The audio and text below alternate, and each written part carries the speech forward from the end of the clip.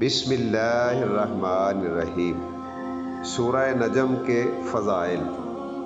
سورہ نجم مکی صورت ہے، اس میں 62 آیات اور 3 رکوع ہیں۔ یہ صورت تلاوت کی ترتیب کے اعتبار سے قرآن مجید کی 53 نمبر صورت ہے۔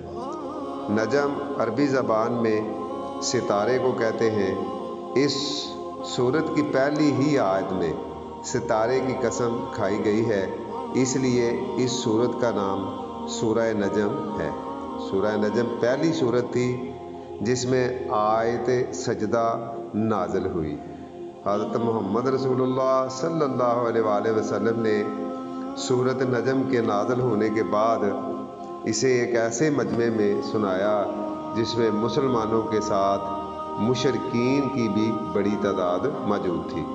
جس وقت آپ صلی اللہ علیہ وآلہ وسلم نے آیت سجدہ تلاوت فرمائی تو آپ صلی اللہ علیہ وآلہ وسلم اور آپ صلی اللہ علیہ وآلہ وسلم کے ساتھ مسلمانوں نے تو سجدہ کیا ہی تھا، اس وقت جو مشرکین موجود تھے انہوں نے بھی سجدہ کیا۔ اس صورت کے سننے میں وہ ایسا مشغول ہوئے کہ اس صورت کی تاثیر نے انہیں بھی سجدہ کرنے پر مجبور کر دیا۔ سورہ نجم کا مرکزی موضوع حضرت محمد رسول اللہ صلی اللہ علیہ وآلہ وسلم کی رسالت کا بیان ہے۔ اس صورت کی پہلی ہی آیت میں ستارے کی قسم بیان فرما کر حضرت محمد رسول اللہ صلی اللہ علیہ وآلہ وسلم کی رسالت کی گواہی دی گئی ہے۔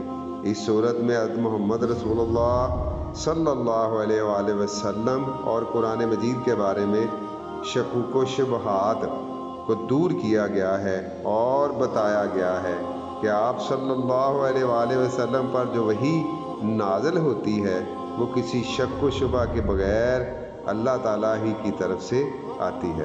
اس وحی کو حضرت جبرائیل علیہ السلام لے کر آتے ہیں۔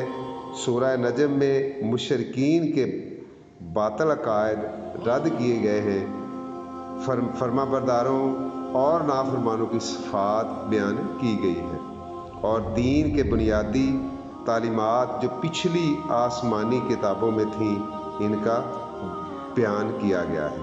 آخرت میں قیامت کے ذکر اور اپنے رب کی بندگی بجا لانے پر صورت مکمل ہوتی ہے۔ اللہ ہمیں اپنی بندگی کرنے کی توفیق دے، آمین۔ السلام علیکم۔